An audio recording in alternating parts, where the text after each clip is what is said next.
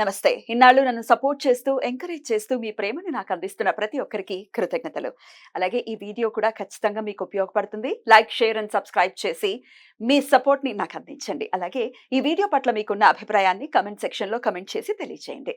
ఇప్పుడు వీడియోని చూద్దాం. నమస్తే. Welcome to our channel. నేను పద్మిని. ప్రస్తుతం మనతో పాటు ప్రముఖ ఆధ్యాత్మికవేత్త, ఆస్ట్రోన్యూమరాలజిస్ట్, వేదిక్ వాస్తు స్పెషలిస్ట్, శ్రీ విద్య మరియు హనుమత్ ఉపాసకులు బ్రహ్మశ్రీ డాక్టర్ సిస్లా జయశంకర్ గారు మనతో పాటు ఉన్నారు. మాట్లాడదాం. సార్ నమస్తే సార్. అమ్మా నమస్కారం అమ్మా, ఆయుష్మతి భవ. సార్, ఆడవాళ్ళకి రకరకాల సమస్యలు ఉంటాయి సార్. అయితే కొన్ని కామన్ ప్రాబ్లమ్స్ ఉన్నాయి. అవి చాలా మంది ఆడవాళ్ళు ఫేస్ చేస్తూ ఉంటారు.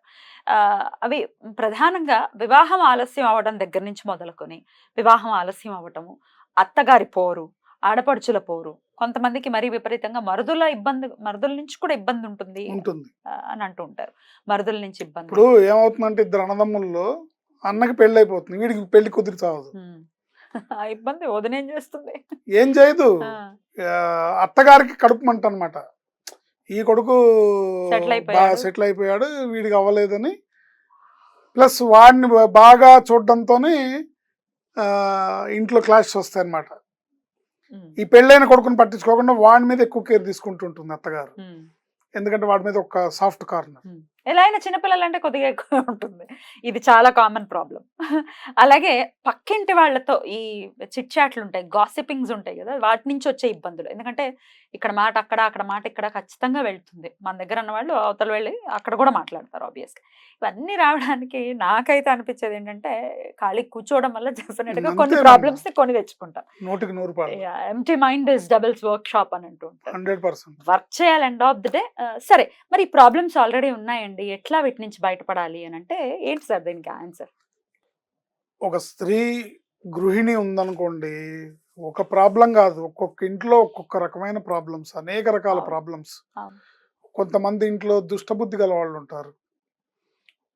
ఏదో వస్తువు, గోల్డో, చైనో, ఉంగరమో ఏదో దాచేసి ఈ అమ్మాయి మీద పెట్టి, ఈ కోడల మీద, వీళ్ళ అమ్మాయి మీద నింద మోపి ఇలా నిందలు పడటం, ఇవన్నీ కూడా జరుగుతుంటాయి. సో ఇప్పుడు మనం అనుకున్న ఈ లిస్ట్ ఆఫ్ ది ప్రాబ్లమ్స్ మొత్తం కూడా జాతకంలో ఉండే కుజదోషం వల్ల వస్తాయి. ఏమిటి, వివాహం అయిపోవడంతో కుజదోషం నివృత్తి అవడం లాంటిది ఉండదా సార్? అన్నిటికీ బాసే కారణం. అయ్యో, అమ్మ బాబోయ్. సో ఆయన్ని సాటిస్ఫై చేసుకొని, ఆయన్ని పరిహారం చేసుకుంటే ఈ కష్టాల్లోంచి బయటపడచ్చు. ఏదేమైనప్పటికీ కూడా మన నిజాయితీ మనకు ఉండాలి, మన భక్తి భావం మనకు ఉండాలి. ఒక గృహిణి అంటే ఇప్పుడు ఈ ప్రాబ్లమ్స్ అన్నీ ఈ కాలంలో అంతగా కనపడవు. ఎందుకంటే స్త్రీలందరూ కూడా ఉద్యోగాలకు వెళ్ళిపోతున్నారు. చాలా వరకు గృహిణి అనే వాళ్ళని దుర్భిణి వేస్తే కానీ వెతికితే కానీ దొరకట్లేదు ఏంటి. కానీ ఏదేమైనప్పటికీ గృహిణులు చాలా మంది ఉన్నారు కాబట్టి వాళ్ళకి ఇవన్నీ ఉండే కామన్ ప్రాబ్లమ్స్. అత్తగారితో వేధింపులు, భర్తతో వేధింపులు, ఆడపడుచులతో వేధింపులు, కొంతమంది అయితే వీళ్ళే తిరిగి వేధిస్తుంటారు వాళ్ళని. రకరకాల ప్రాబ్లమ్స్, రకరకాల ఇంటింటికో రామాయణం ఉంటుంది. సో ఇవన్నీ తొలగాలంటే సపోజ్ ఒక గృహిణి ఈ ప్రాబ్లమ్స్తో, ఇలాంటి ప్రాబ్లమ్స్లో ఇవన్నీ ఉండొచ్చు, వీటిల్లో ఏదైనా ఒకటి ఉండొచ్చు. ఏది ఉన్నా కూడా ఆవిడ సుబ్రహ్మణ్య స్వామిని పాదాలని ఆశ్రయిస్తే తప్పకుండా తన కష్టంలోంచి బయటపడే అవకాశం ఉంటుంది. ఎట్లా సార్? సో ప్రతి మంగళవారం ఇలాంటి ప్రాబ్లమ్స్ ఉన్నవాళ్ళు, ఆడవాళ్ళు ప్రతి మంగళవారం నాడు 99 గ్రాముల ముద్ద కర్పూరం, హారతి కర్పూరమే. 99 ఉండాలా? 99 ఉండాలి. అంటే 100 గ్రాములకు 1 గ్రాము తక్కువ. 99 గ్రాములు ముద్ద కర్పూరాన్ని చేతిలో పట్టుకొని సుబ్రహ్మణ్య స్వామి దేవాలయంలో 9 ప్రదక్షిణాలు చేసి స్వామికి సమర్పించు. 9 ప్రదక్షిణాలు చేసి ఆయనకి సమర్పించి, స్వామి నా కష్టాన్ని దగ్ధం చేయి, నా జీవితాన్ని నీ పాదాల చెంత ఉంచుతున్నాను, నన్ను అనుగ్రహించు తండ్రి అని ఆ స్వామి హారతికి ఉపయోగించడానికి గుళ్ళో ఇచ్చేసేయాలి. ఇచ్చేయాలి. పంతులు గారికి ఇచ్చి స్వామి హారతికి వినియోగించండి అని మనం వెలిగించకూడదు, స్వామికి సమర్పించాలి. వాళ్ళ అవకాశాన్ని బట్టి స్వామికి ఎప్పుడు అవసరమైతే అప్పుడు ఇస్తూ ఉంటారు. ఇట్లా కనీసం 9 మంగళవారాలు, 18 మంగళవారాలు, సమస్య తీవ్రతను బట్టి మీరు చేస్తూ ఉంటే మీకు మార్పు కనబడుతుంది. ఇది చేస్తూ ఆ రోజంతా ఉపవాసం ఉండి సాయంత్రం పూట సాయం సంధ్య అయిన తర్వాత అంటే ఒక 7 గంటలకి ఆ టైంలో అప్పుడు భోజనం చేయాలి. ఎట్లా చేయాలి? కందిపప్పుతో చేసిన వంటకంతో భోజనం చేయాలి ఓకే. మంగళవారం. ఓకే. పొగలలో ఉపవాసం ఉండాలి, కందిపప్పుతో చేసిన వంటతో భోజనం చేయాలి. ఇట్లా చేస్తే తప్పకుండా ఆ గృహిణి ఏ సమస్యతో బాధపడుతుందో దాని నుంచి బయటపడే అవకాశం ఉంటుంది. ఇంకా మీకు కాస్త చదవచ్చు, కాస్త మీరు శ్లోకం చదువుకోగలరంటే ఆయన శ్లోకం కూడా మనం చెప్పొచ్చు. చెప్పండి. ధరణీ గర్భ సంభూతం విద్యుత్కాంతి సమప్రభం కుమారం శక్తి హస్తం తం మంగళం ప్రణమామ్యాం. ఈ శ్లోకాన్ని చదువుకున్నా కూడా ఇంకా మంచి ఫలితం ఉంటుంది.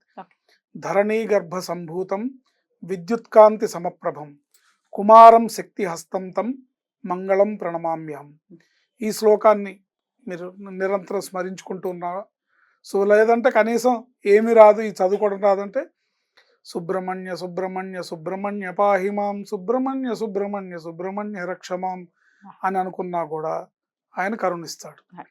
ఈ దోషం వల్ల ఏర్పడే, జాతకంలో ఏర్పడే దోషం వల్ల ఆ అమ్మాయి ఆ కష్టాల నుంచి బయటపడి చక్కటి జీవితాన్ని అందుకుంటుంది. Right sir. అయితే ఇది పరిహారం. అయితే మనలో కూడా డెఫినెట్ గా మార్పు రావాలి. ఎంతసేపు వాళ్ళ సైడే తప్పు ఉందని చెప్పడం కరెక్ట్ కాదు. ఎంతో కొంత ఇటు సైడ్ కూడా ఉంటుంది. 2 చేతులు లేదా చప్పట్లు రావు. అలాగా ఖచ్చితంగా మార్పులు ఏం తెచ్చుకోవాల్సి ఉంటుంది? మార్పులు ఏం తెచ్చుకోవాలంటే ప్రధానికి సమాధానం ఇవ్వక్కర్లేదు. ఇప్పుడు ఎవరన్నా ఏదన్నా అన్నారనుకోండి వెంటనే సమాధానం ఇవ్వక్కర్లేదు. మీ పని మీరు చేసుకుంటూ మీరు సిన్సియర్గా ఉండి మీ ధర్మం ఏంటి, మీ గృహిణిగా మీ ధర్మం ఏంటి, భర్త పట్ల మీ ధర్మం ఏంటి, అత్తమామల పట్ల మీ ధర్మం ఏంటి, మరిది పట్ల మీ ధర్మం ఏంటి, ఆడపడుచుల పట్ల మీ ధర్మం ఏంటి, మీ ధర్మాన్ని మీరు ఎరిగి మీరు చేస్తూ ఉంటే భగవంతుడు మీ పక్షానే ఉంటాడు.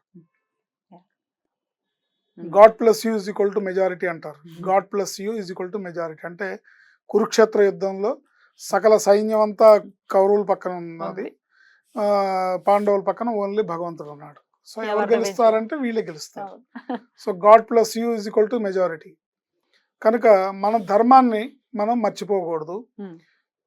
మాటకు మాట సమాధానం చెప్పడం వల్ల గొడవలు పెరుగుతాయి.